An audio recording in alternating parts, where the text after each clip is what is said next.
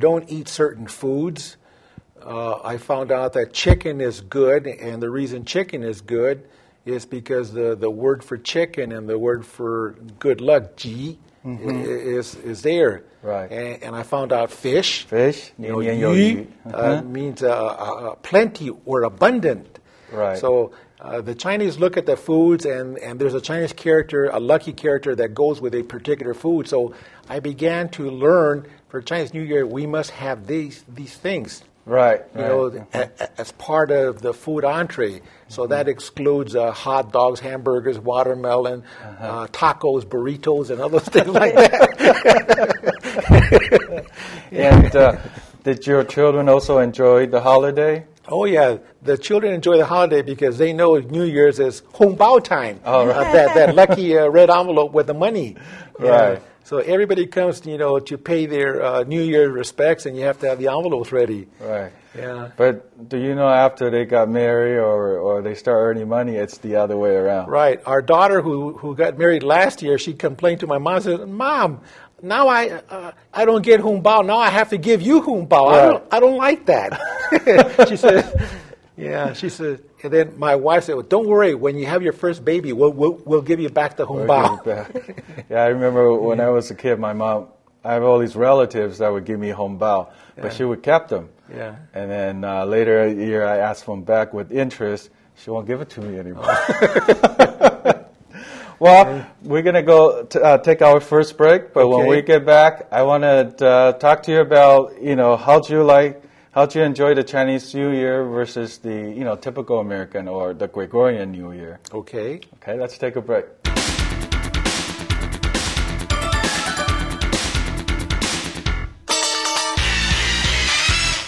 Welcome back to Community Roundtable.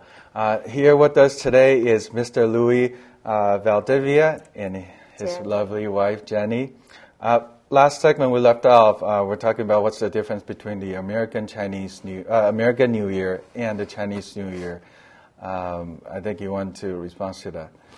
Okay. I think one of the biggest differences between celebrating both of the New Years is that the American New Year is particularly an individual enjoying himself.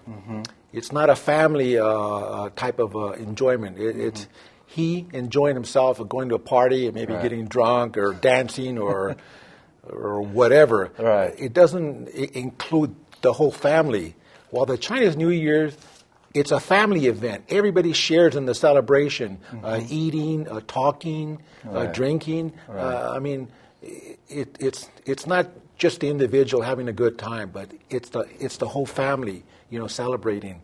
And I think that's good because that establishes the family bond or connection throughout the year. So I think that's important. Brings the family closer together. Yes. And it's so good is now instead of one New Year, you have 2 New Years to celebrate, right? Yes. That's always a plus. Yeah. So if one New Year doesn't start off right, you got another one as a backup. It's like a safety net. Safety net.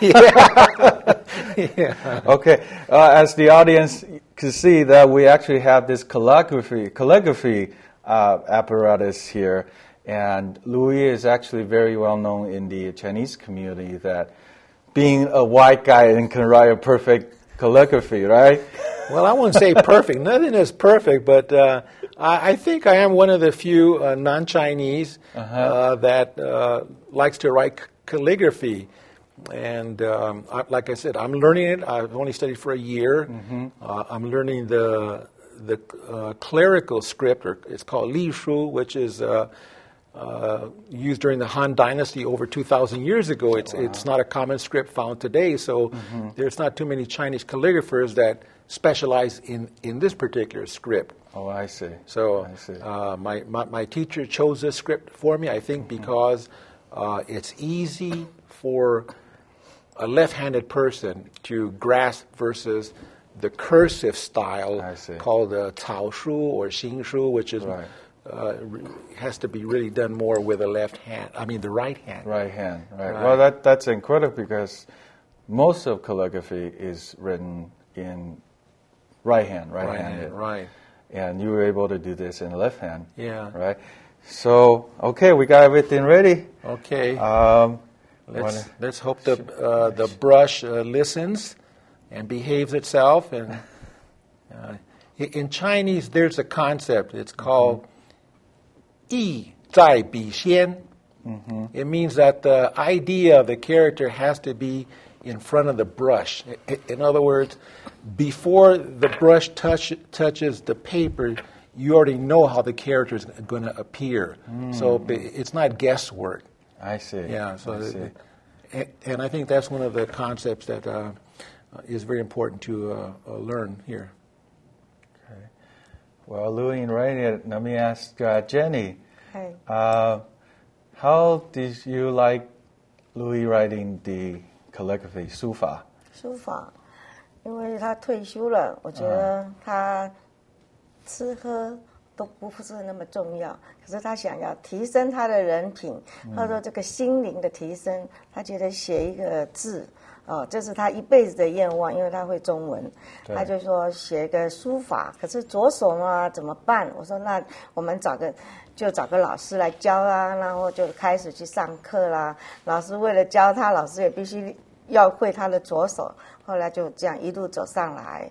那对于提升自己的人品啊 ，personality 啊，然后也有很好消遣时间，又修身又养性。对。所以你说这个学书法可以修身养性，对。那这样也可以让先生乖乖的，是不是？不，他一向就是很乖，一向就是上班下班上班下很古板的。但是他现在从学书法里面，他又结交了很多同好。那有很多同学啦，所以他的交际也开阔了，是，然后见识也广了，因为从大家的谈吐里面可以增长见识，因为社会就是一个大学问嘛，然后还有交了新朋友，那有同样的兴趣，大家做起朋友来也比较好，也认识很多的名师啊，他就觉得他修身养性，因为在印去这个写字当中，他也有印，也有动，也有静。对还有他写字意在笔先，这个很重要。当你开始要构造一个字的时候，他必须要知道那个字的形体，它的间隔，然后写起字来，宽宽大大的地方，疏就是很疏的地方，可以走一匹马都可以走进去。那密的时候都可以插一根针下去，所以书法里面学问也很多，所以他就觉得，学这个真的是很好。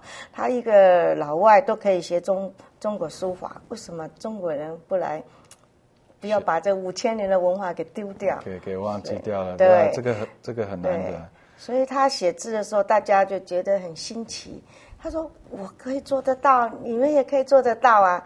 那我为什么不能写？我写了应该的，他来写就应该。”可以这样子弘扬我们中国的历史的文化，对，不要放弃。这样也帮助这个中西交流，也是一个很好的事。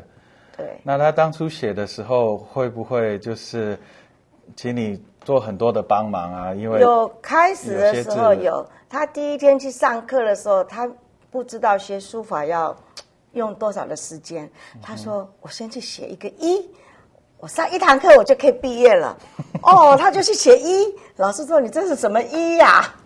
他才开始知道学书法有这么多的学问，就这样就开始慢慢一路来。我们的同学里面有的学了10年，有的7年，每个礼拜都来上课，他才知道说有这么高深的学问。是，他说那我才60几岁才开始学，会不会太迟？老师说。Never say too late， 永远有机会。学习从来不会太晚，这样子。对，不会太晚。对，他就这样一路写上来。他第一次才学了4个月的时候，我们这个同学就请他去慈济写了4个月就已经过中国年，他就去写金属报喜，开始。